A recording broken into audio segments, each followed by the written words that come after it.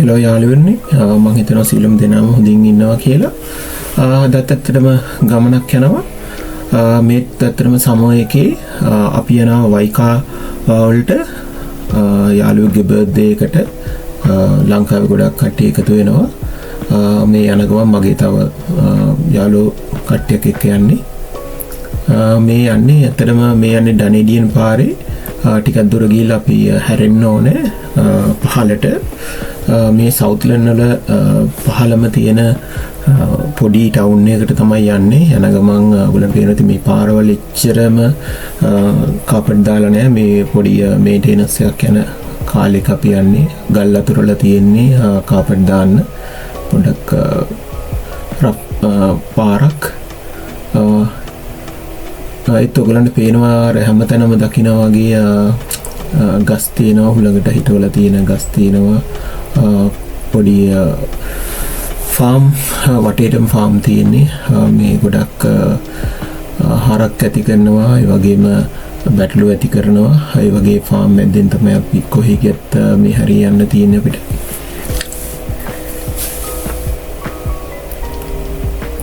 පොඩි තියෙනවා farm house තියෙනවා. ඒ වගේම පොඩි කඳු පහු කරගෙන යන්නේ. අමුතු ලස්සනක් තියෙනවා. අතර මේ ගමන යනකොට පොඩි අකරතැබ්බෙකුත් වුණා. මගේ වාහනේ ගියේ. වාහනේ පොඩක් බ්‍රේක් ඩවුන් වුණා. ඒ වගේ දේවල් අමුතුම අත්දැකීමක්. මොකෝ හොඳ දෙයක් කියන්න ඕනේ. මෙහි යනකොට බ්‍රේක් ඩවුන් එකේදී අතරම ලංකාවේ ඉන්න මෙකැනික් කෙනකින් අපි සපෝට් එක අරගත්තා. පොඩි පෙට්‍රල් බ්ලොක් එකක්. ඇත්තටම අපි ගොඩක් බය වුණා. ඇත්තටම අපි කාත් කවුරුවක් නැති පැත්තක හිටියේ. ඒ වුණාට හොඳම දේ කියන්නේ මෙහි පාම් එකේ ඉන්න එක්කෙනෙක් අපිට උදව් කළා. ඇත්තටම වාහනේ කීප සැරයක් ස්ටාර්ට් කරන්න ගිහලා වාහනේ බ්‍රේක් බැටරි බැස්සා.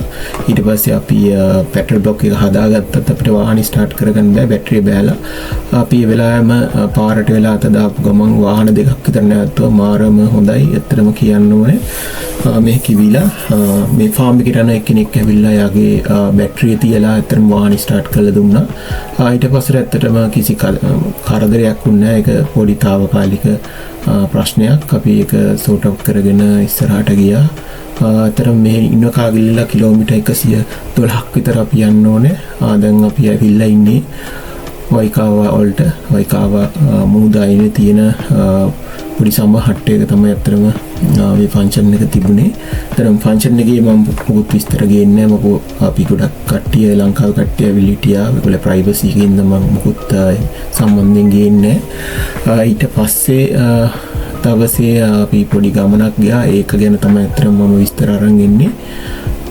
මේ තියෙන අපි හිටපු තැන ඉස්සරහා පොඩි විලක් වගේ තියෙනවා. පොඩි කලපුවත් එක්ක වගේ තියෙන්නේ.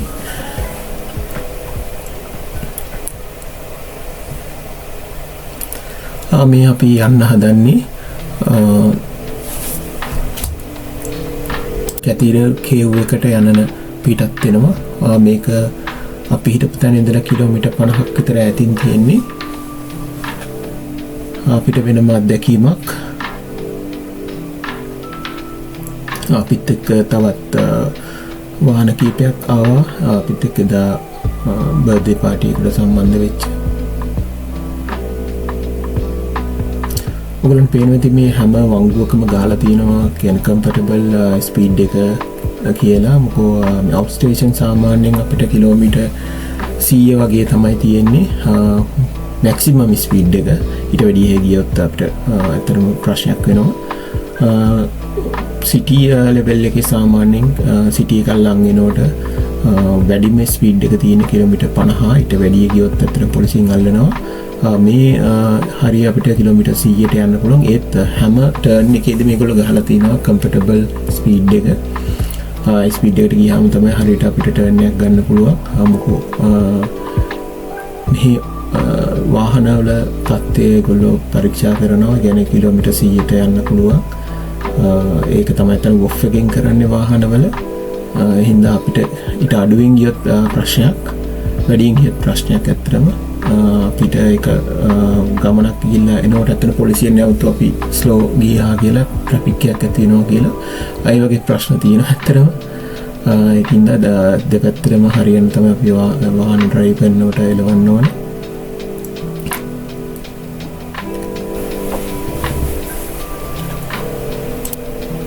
අපි මේ ඇවිල්ලා ඉන්නේ කැතිර කේව් එකට ඇතුල් වෙන තැන. ඇත්තට මේක ප්‍රයිවට් ප්‍රොපර්ටි එකක්. මෙතන $15ක් දීලා වැඩි ටියකට 15 ගානේ, පොඩියට $5 ගානේ එහෙම charge එකක් අය කරනවා. එතනින් ඇතුල් වෙලා යන්න ඕනේ. ඇත්තටම මෙතන ඒගොල්ලෝ ගයිඩ් කරනවා. පොඩි අවදානමකුත් තියෙනවා. මොකද මේ කේව් එක එක වෙලාවකට වතුරෙන් යට වෙලා තියෙන්නේ. ඇත්තටම උදේ 11ට කලින් ගියොත් තමයි කේව් එකට ය아가න්න පුළුවන්. 11න් පස්සේ අපිට ඉන්න දෙන්නේ නැහැ එතන ඒගොල්ලෝ. එහා කේව් එක සම්පූර්ණ වතුරෙන් යට වෙනවා. මෙහි වර්ධිය වාදිය හිද්ද වෙන හින්දා එක වෙලාවකට වතුර පිරෙනවා, එක වෙලාවකට වතුර නැති වෙනවා. වතුර නැති වෙන වෙලාවට තමයි අපි ඇත්තටම යන්න පුළුවන් වෙන්නේ. උදේ 11 වෙනකන් උදේ 6 ඉඳලා 11 වෙනකන් කේව් එක ඇත්තටම වතුරෙන් අයින් වෙලා තියෙනවා. ඒ වෙලාවේ තමයි අපි මේ යන්නේ. අපි ඇත්තටම 9 මාට 10ට විතර තමයි ඇත්තට මේ යන්න පිටත් උනේ. ටිකක් ඇතුළට යන්න ඕනේ. ලෑන්ඩ් සයිඩ් එකේ ඉඳලා සී සයිඩ් එකට අපි පොඩි පාත් එකක විදගෙන යන්න ඕනේ. මේ විදගෙන යනවා කේව් එකට. තව පොඩ්ඩකින් අපි බීච් එකට එනවා. බීච් එකේ ඉඳලා තමයි යන්න ඕනේ කේව් එකට. අපි දැන් මේ බීච් එකට ඇවිල්ලා ඉන්නේ.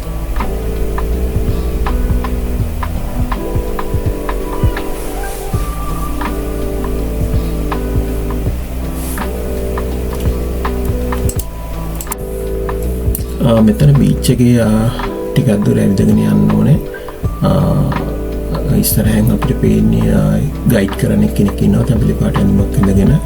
ආයෙත් ප්‍රොපර්ටි එකේ එක්කෙනෙක් තමයි එතන ඉන්නේ. ඒගොල්ලෝ අපිට ගයිඩ් කරන කොයි වෙලාවටද ඇතුල් වෙන්න පුළුවන්, පිට වෙන්න පුළුවන් ආරක්ෂාව සාතික කරලා තියෙනවා. ඉඳ බය වෙන්න දෙයක් නැහැ. තව එතන අපි ආවේ 10 මාට විතර. අපිට පැයක් වගේ තමයි උඩින් ඉන්න පුළුවන් වුණේ. ඒගොල්ලෝ පිටත් වෙන්න කියලා කිව්වා අපිට. ඉක්මනට වතුර පිරෙන හින්දා ලොකු වෙලාවක් අපිට ඉන්න බැරි වුණා එතන.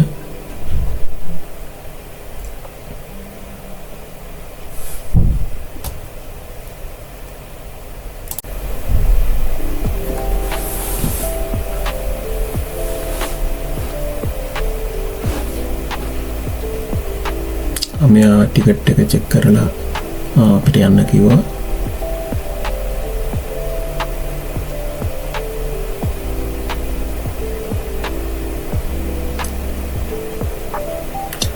මේක අතන ස්වභාවිකව හැදුන හුණු කල් වලින් හැදිච්ච පාෂාණයක්. අතරම උලන ඇතුළට ගියාම පේනවා ඇති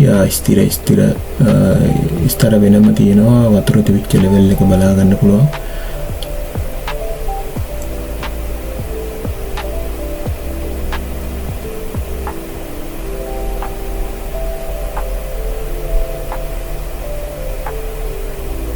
මේ තියෙන කේව් එක ඔයගොල්ලෝ පේනකොට කොච්චර විශාලද කියලා කේව් එක.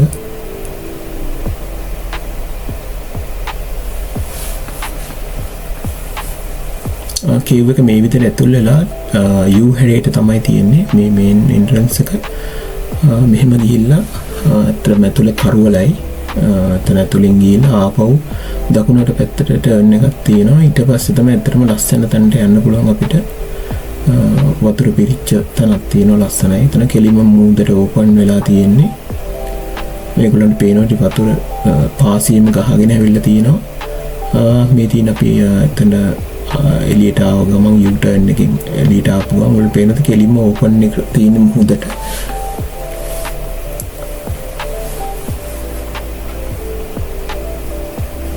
මේ අපිත් එක්ක ආපු කට්ටිය ඉන්න පොඩි ඇත් ඉන්නවා එතන. ඔයගොල්ලන් පේනවා ඇති විශාල කේව් එකක්. අර තියෙන්නේ වතුරෙන් පිරෙන ලෙවල් එක. ඔයගොල්ලන් පේන වතුර පිරලා තිබිලා තියෙන්නේ. මේක කොහොම හැදුනද කියන්න බෑ. ඔතන ගොඩාක් කාලයක් තිබිච්ච එකක්. ඒ ගැන විස්තරයක් මොකුත් අපි දන්නේ නැහැ. ගොඩක් සවුත් ලන්ඩන් වල ප්‍රසිද්ධ ටුවරිස්ට් ඇට්‍රැක්ෂන් එකක් තමයි මේ තියෙන්නේ. ගොඩක් කට්ටියකට ඉන්න පුළුවන් නිකන් ශාලාවක් වගේ. විශාල කේව් එකක්. මම දැන් අපේ රටේ මේ වගේ අත්දැකීමක් අපිට ගන්න බෑ. ඔයගොල්ලෝ පේනෝඩි අර පාරක් තියෙන ඒ ලෙවල් එකට වතුර පිරෙනවා.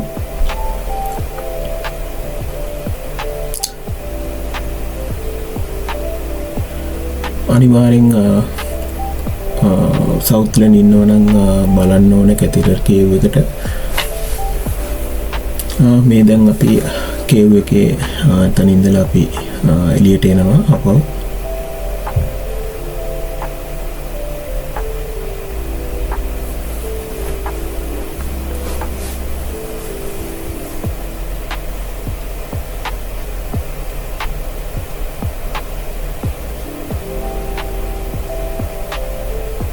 අපේ පේනල් ගොඩාක් කට්ටිය මේක බලන්න යනවා.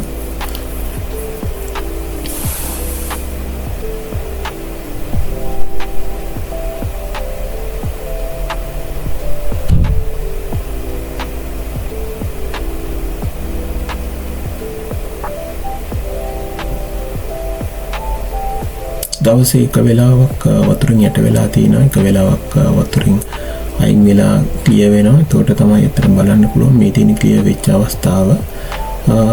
දැන් අපි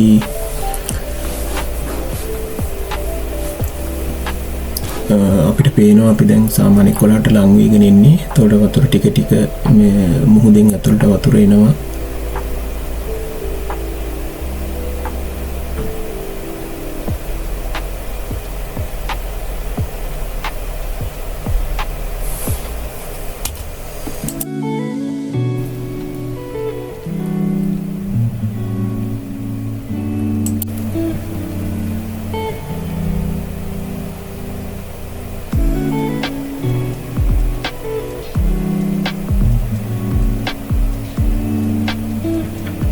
අපි ඊට පස්සේ කේව් එකේ ඉඳලා එළියට එනවා මේ.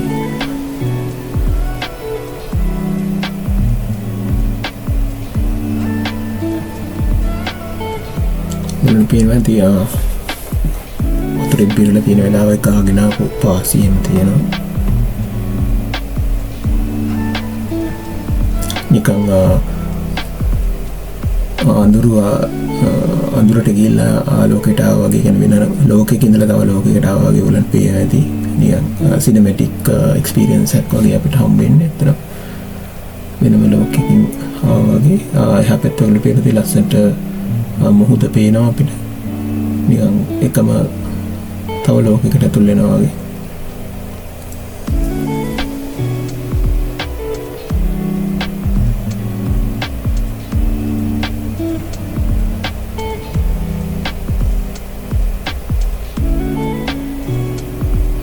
අපි දැන් එළියට එනවා. එළියට එනකොට අපිට පේනවා ටික ටික වතුර ලෙවල් එක ලං වෙනවා කියලා. මේ වගේ ගොඩක් තැන් තියෙනවා සොෆ්ට්වෙයාර් වල බලන්න.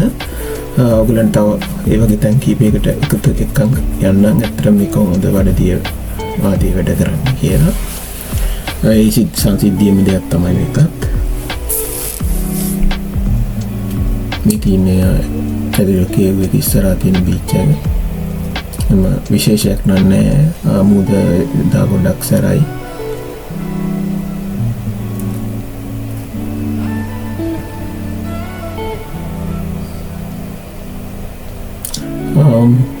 අපි ඊට පස්සේ ගොඩක් දුර එන්න ඕන හින්දා අපි කෙලිම ආපහු ඉන්න කාගල් පැත්තට ආවා දෙවෙනි දවසේ.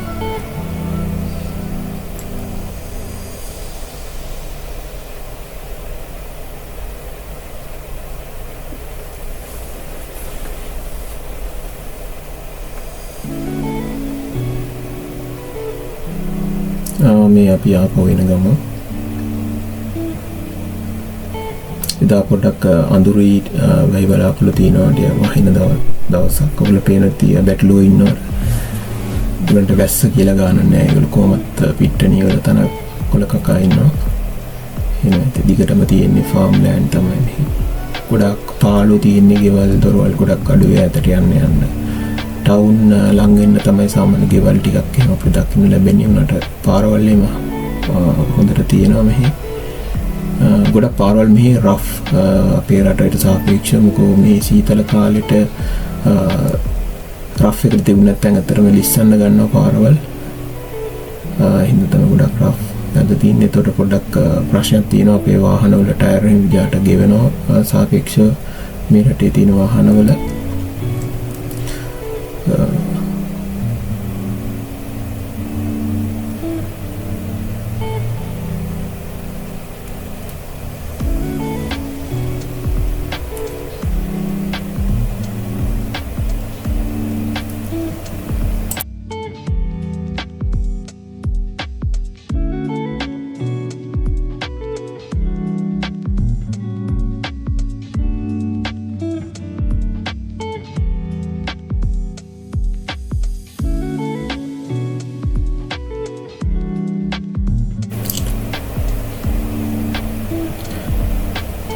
ඔයගලන්ට පේනද තවත් බැටළුව ඉන්නවා. ඒ වගේම ෆාන් ලෑන්ඩ් පහු කරගෙන අපි ආපහු එන ගමන් මේ ඉන්නේ. ඇත්තටම යාළුවනේ මේ ගමනත් ඇත්තටම අයිකාවාන් කැටීඩල් කේව් වලට අපි ගිය ගමන ඇත්තටම මෙහෙම නිමා කරන්න වෙනවා. තවත් අලුත් වීඩියෝ එකකින් හම්බෙමු. ඔබ සියලු දෙනාටම බොහොම ස්තුතියි.